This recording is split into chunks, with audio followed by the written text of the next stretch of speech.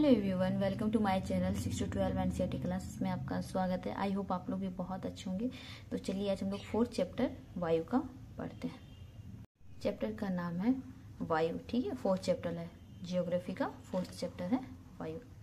चलिए इसको हम कंटिन्यू करते हैं। हमारी पृथ्वी चारों तरफ से वायु की घनी चादर से घिरी हुई है। ये चैप्टर में एवरीवन, जैसे कि आपको नाम से लग रहा है वायु, तो वायु का ही हम लोग इसमें रीड करेंगे, ठीक है।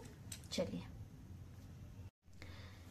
हमारी पृथ्वी चारों तरफ से वायु की घनी चादर से घिरी हुई है, जिसे वायुमंडल कहा जाता है, ठीक है। वायुमंडल हम लोग पहले ही पढ़ चुके हैं। पृथ्वी पर रहने वाले सभी जीव जीवित रहने के लिए वायुमंडल पर निर्भर है। यह हमें सांस लेने के लिए वायु प्रदान करता है। यह सूर्य की किरणें के हानिकारक प्रभाव से हमारी रक्षा करता है। यदि सुरक्षा ही यह चादर ना होता तो हम दिन के समय सूर्य की गर्मी से तप्त होकर जल सकते हैं तथा रात के समय ठंड से जम सकते हैं। अतः वायुमंडलीय वायु राशि है जिनसे पृथ्वी के तापमान को रहने योग्य बनाया है। वायुमंडल का संघटक। क्या आप जानते हैं कि जिस वायु का इस्तेमाल हम सांस लेने के लिए करते हैं, वास्तव में वो अनेक गैसों का मिश्रण होता है। ऑक्सीजन तथा नाइट्रोजन जैसी दो गैसें हैं जिनसे वायुमंडल का बड़ा भाग बना है। Carbon dioxide, ozone, helium, hydrogen एवं आर्गन कम मात्रा में पाई जाती है।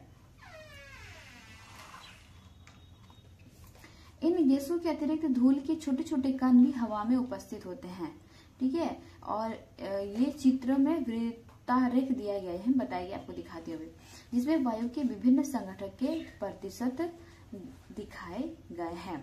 यहाँ पे एवरीवन, जो आप ये लड़की को देख रहे हैं, यहाँ पे देखिए नाइट्रोजन है, 78% है नाइट्रोजन। और देखिए यहाँ पे आपके कार्बन डाइऑक्साइड है 0.03% और ऑक्सीजन है 21% और ऑर्गन है 0.93% और अन्य सभी है 0.04% है। ओके एवरीवन, भी सारों पर दिखाई देता है। नाइट्रोजन वायु में सर्वाधिक मात्रा में पाई जाने वाली गैस है। जब हम सांस लेते हैं तब कुछ नाइट्रोजन भी हम अपने फेफड़ों में ले जाते हैं और फिर उसे बाहर निकाल देते हैं, लेकिन पौधों को अपने जीवन के लिए नाइट्रोजन की जरूरत होती है। वे सीधे वायु से नाइट्रोजन ग्रहण नहीं कर पाते हैं। मृदा और कुछ पौधों की जड़ों में रहने वाले जीवाणु वायु से नाइट्रोजन ग्रहण कर इसका स्वरूप बदल देते हैं ताकि पौधे इसका प्रयोग कर सके। वायु में प्रचुरता से मिलने वाली दूसरी गैस ऑक्सीजन है। मनुष्य तथा पशु सांस लेने में वायु से ऑक्सीजन ग्रहण करते हैं। हर पादप प्रकाश संश्लेषण द्वारा ऑक्सीजन उत्पन्न करते हैं। इस प्रकार वायु में ऑक्सीजन की मात्रा समान बनी रहती है। यदि हम वृक्षों की कटाई करते हैं तो ये संतुलन बिगड़ जाता है। यानी जो वृक्ष है ना, उसी से ऑक्सीजन बनती है, यानी जो पेड़ पौधे से ऑक्सीजन का निर्माण होता है। अगर हम उसे ही काट देंगे तो संतुलन तो बिगड़ ही जाएगा, ऑक्सीजन बनेगी नहीं और जो भी है आपका नाइट्रोजन, आर्गन वगैरह जो भी अन्य सभी गैस हैं सब बढ़ते जाएगी और ऑक्सीजन की मात्रा कम होती जाएगी। यहाँ पे कुछ जानने लायक है एवरीवन, इसको पढ़ते हैं। जब वायु गर्म होती है तो ये फैलती है तथा हल्की होकर ऊपर की ओर उठती है और ठंडी वायु भारी और सघन होती है। यानी जो गर्म हवा होती है वो हल्की होती है और ठंडी हवा जो होती है वो भारी होती है। इसीलिए हमें नीचे रहने की प्रवृत्ति पाई जाती है। गर्म वायु के ऊपर उठने पर आसपास के क्षेत्रों से ठंडी वायु रिक्त हुए स्थान को भरने के लिए वहां आ जाती है। इस प्रकार यह वायु चक्र चलता रहता है। यानी गर्म वायु जो रहती है एवरीवन, वो ना ऊपर उठने लगती है, वो नीचे नहीं रह सकती, वो ना हल्की होती है, ठीक है, और वो फैलते रहती है तो वो ऊपर आ जाती है। जो नीचे खाली जगह हो जाती है उसमें ठंडा हवा आ जाता है, जिसकी वजह से हमें ठंडा फील होता है। कार्बन डाइऑक्साइड एक अन्य महत्वपूर्ण गैस है। हरे पादप कार्बन डाइऑक्साइड का प्रयोग अपने भोजन के रूप में करते हैं तथा ऑक्सीजन वापस देते हैं। मनुष्य और पशु कार्बनिक डाइऑक्साइड को बाहर निकालते हैं। मनुष्य तथा पशु द्वारा बाहर छोड़ी जाने वाली कार्बन डाइऑक्साइड की मात्रा पादपों द्वारा उपयोग की जाने वाली गैस के बराबर होती है, जिससे यह संतुलन बना रहता है। लेकिन यह संतुलन खनिज तेल तथा कोयले आदि ईंधनों के जलाने में बिगड़ जाता है। ये ईंधन वायुमंडल में प्रतिवर्ष करोड़ों टन कार्बन डाइऑक्साइड को बढ़ोतरी करते हैं। परिणामतः कार्बन डाइऑक्साइड का बढ़ा हुआ यह आयतन पृथ्वी पर जलवायु तथा मौसम को प्रभावित करता है। अब हम पढ़ेंगे वायुमंडल की संरचना। हमारा वायुमंडल 5 परतों में बटा हुआ है जो पृथ्वी की सतह से आरंभ होती है।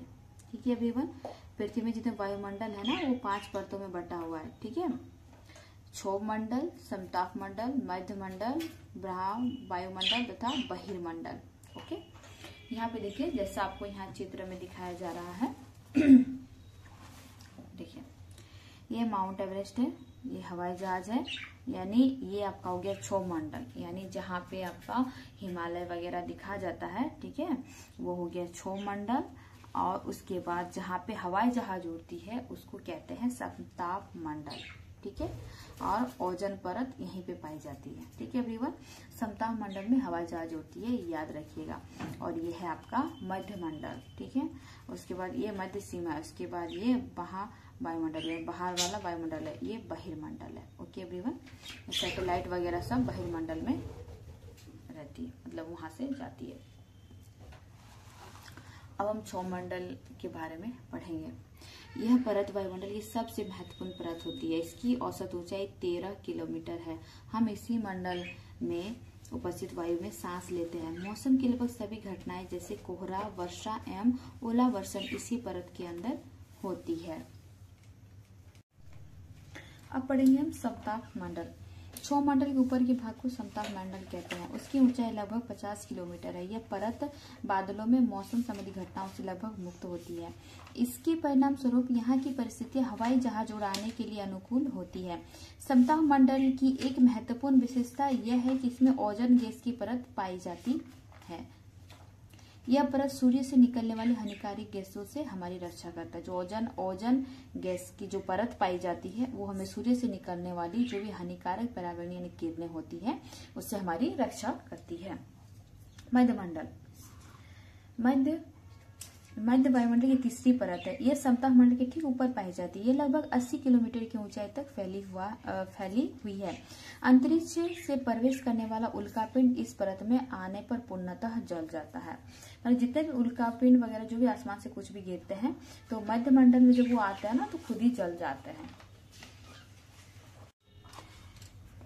वहाँ वायुमंडल में बढ़ती ऊंचाई के साथ तापमान भी अत्यधिक तीव्रता से बढ़ोतरी होती है। आयन मंडल इस परत का एक भाग है। यह 80 से 400 किलोमीटर तक फैला हुआ है। रेडियो संचार के लिए इस परत का उपयोग किया जाता है। जो यानी बाहर वाला मंडल है उसमें रेडियो वगैरह संचार किया जाता है। वास्तव में पृथ्वी से प्रसारित रेडियो तरंग इस तरह द्वारा पुनः पृथ्वी की ओर परावर्तित कर दी जाती है। बहिर्मंडल, वायुमंडल की सबसे ऊपरी परत को बहिर्मंडल कहा जाता है।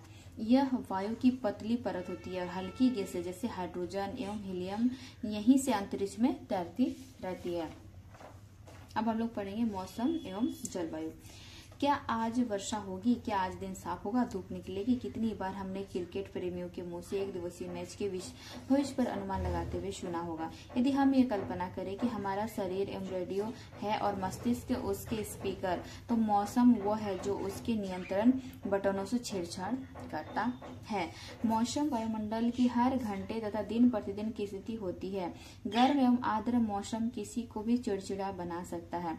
यह मौसम हवादार मौसम हमें आनंद प्रदान करता है तथा ऐसे मौसम में हमें घूमने की योजना भी बना सकते हैं। मौसम नाटकीय रूप से प्रतिदिन बदलता रहता है, किंतु दीर्घकाल में किसी स्थान का औसत मौसम उस स्थान की जलवायु बताता है। क्या अब यह आप समझ गए कि हम मौसम का दैनिक पूर्वानुमान क्यों करते हैं? तापमान, जिस तापमान का हम प्रतिदिन अनुभव करते हैं यह वायुमंडल का तापमान होता है। वायु में उपस्थित ताप एवं शीतलता के परिणाम को ही तापमान कहा जाता है। वायुमंडल का तापमान केवल दिन और रात में ही नहीं बदलता बल्कि यह ऋतु के अनुसार भी बदलता रहता है। वायुमंडल स्थिर नहीं रहती, बदलती रहती है जीवन। शीत ऋतु की तुलना में ग्रीष्म ऋतु अधिक गर्म होती है। अब आतपन एक महत्वपूर्ण कारक है जो तापमान के वितरण को प्रभावित कर देता है। सूर्य से निकलने वाली वो ऊर्जा जिसे पृथ्वी रोक लेती है आतपन कहलाती है। आतपन की मात्रा भूमध्य रेखा से ध्रुव की ओर घटती जाती है, इसीलिए तापमान भी उसी प्रकार घटता जाता है। अब आप यह जान गए होंगे कि ध्रुव बर्फ से क्यों ढके हुए हैं। यदि पृथ्वी का तापमान बहुत अधिक बढ़ जाता है तो यह इतनी गर्म हो जाएगी कि यहाँ कुछ फसलें नहीं उग सकेंगी। गांवों की तुलना में शहरों का तापमान बहुत अधिक होता है। दिन के समय में धातु और कंक्रीट से बने भवन एवं एसोफेल्ट से बनी सड़कें गर्म हो जाती है और रात के समय यह ऊष्मा मुक्त हो जाती है। शहर की भीड़ वाली ऊंची इमारतें गर्म वायु को रोक लेती है, जिससे शहरों का तापमान बढ़ जाता है। आगे बढ़ते हैं। वायु दाब। यह जानकर आप आश्चर्यचकित होंगे कि वायु हमारे शरीर पर उच्च दाब के साथ बल लगाती है, किंतु हमें उसका अनुभव नहीं होता है। ये इसीलिए होता है क्योंकि वायु का दाब हमारे शरीर पर सभी दिशाओं से लगता है और हमारा शरीर इसके विपरीत बल लगाता है। पृथ्वी की सतह पर वायु के भार द्वारा लगाए गए दाब को वायु दाब कहते हैं। पृथ्वी की सतह पर वायु के भार द्वारा लगाए गए दाब को वायु दाब कहते हैं एवरीवन, ठीक है। वायुमंडल में ऊपर की ओर जाने पर दाब बहुत तेजी से गिरने लगता है। समुद्र स्तर पर वायु दाब सबसे अधिक होता है तथा ऊंचाई पर जाने पर यह कम होता जाता है। वायु दाब का क्षैतिज वितरण किसी स्थान पर मौजूद वायु के ताप द्वारा प्रभावित होता है। अधिक तापमान वाले क्षेत्रों में वायु गर्म होकर ऊपर की ओर उठती है। यह निम्न दाब क्षेत्र बनाता है। निम्न दाब बादल युक्त आकाश तथा नम मौसम के साथ जुड़ा होता है। कम तापमान वाले क्षेत्रों की वायु ठंडी होती है। इसके परिणाम स्वरूप यह भारी होती है। भारी वायु नमजित होकर उच्च दाब क्षेत्र निर्मित करती है। उच्च दाब के कारण स्वच्छ एवं स्पष्ट आकाश होता है। वायु सदैव उच्च दाब क्षेत्र से निम्न दाब क्षेत्र की ओर चलती है। ये हमेशा याद रखिएगा एवरीवन, जो वायु होती है वो उच्च दाब क्षेत्र से निम्न दाब की ओर चलती है, ठीक है।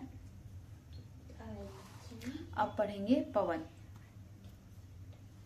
उच्च दाब क्षेत्र से निम्न दाब की ओर वायु की गति पवन कहलाती है। पवन को काम करते देखा जा सकता है। यह जमीन पर गिरी पत्तियों को उड़ाती है या तूफान के समय पेड़ों को उखाड़ देती है। कभी कभी जब पवन धीरे धीरे बहती है तो आप इसे धुएं या महीन धूल को उड़ते देख सकते हैं। कभी कभी पवन इनकी तेज गति से बहती है कि इसके विपरीत दिशा में चलना कठिन हो जाता है।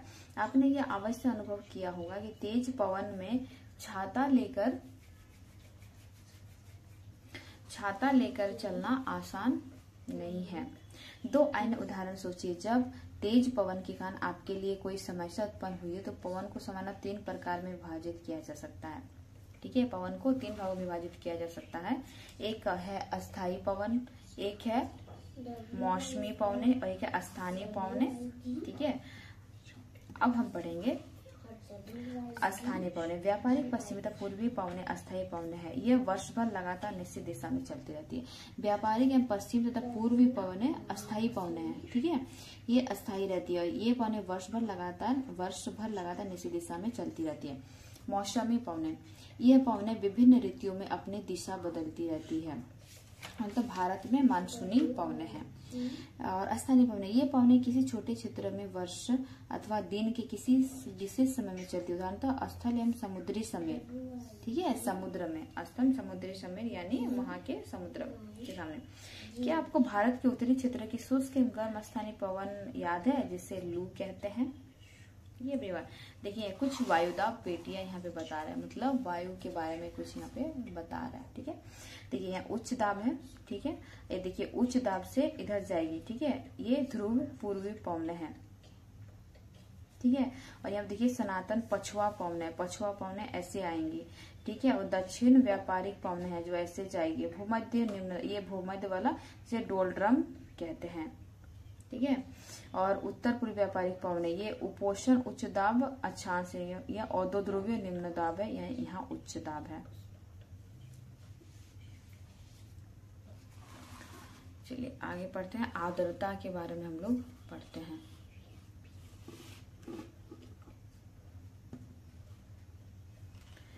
जब जल पृथ्वी एवं विभिन्न जलाशय से वाष्पित होता है तो जलवाष्प में बदल जाता है। वायु में किसी भी समय जलवाष्प की मात्रा आर्द्रता कहा जाता है।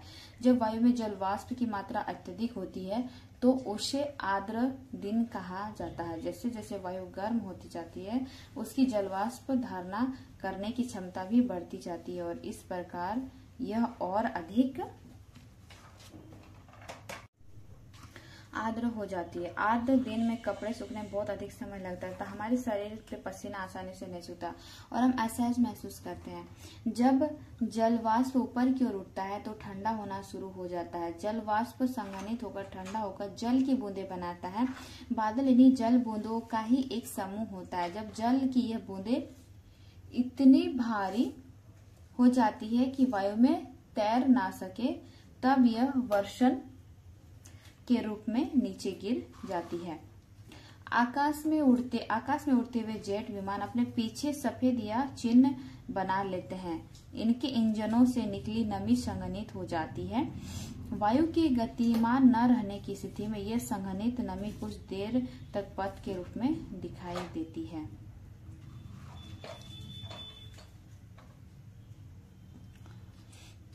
पृथ्वी पर जल के रूप में गिरने वाले वर्षण को वर्षा कहते हैं। अधिकतर भौमजल वर्षा जल से ही प्राप्त होता है। पौधे जल संरक्षण में सहायता करते हैं। जब पहाड़ी पार्श्वों से पेड़ काटे जाते हैं, वर्षा जल अनावृत पहाड़ों से नीचे की ओर बहता है। अब निचले इलाकों में बाढ़ का कारण बनता है। क्रियाविधि आधार पर वर्षा 3 तरह की होती है: संवहनीय वर्षा, पर्वतीय वर्षा, चक्रवर्ती वर्षा। देखिए यहाँ पे दिया गया है, देखिए यह है चक्रवर्ती वर्षा और ये है आपका पर्वतीय वर्षा। देखिए पर है ढलान है ना, आर्द्र वायु। और ये है आपका ये संवहनीय वर्षा, यानी जो नीचे से वाष्प बन के ऊपर जाती है और फिर बारिश के रूप में गिर जाती है।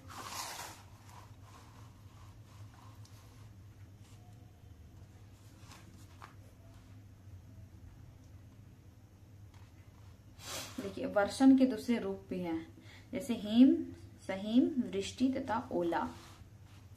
जीव जंतु तथा पौधों के जीवित रहने के लिए वर्षा बहुत महत्वपूर्ण है। इससे धरातल को ताजा जल प्रदान होता है। यदि वर्षा कम होती तो जल की कमी और सूखा हो जाता, और इसके विपरीत अगर वर्षा अधिक हो तो बाढ़ आ जाती है।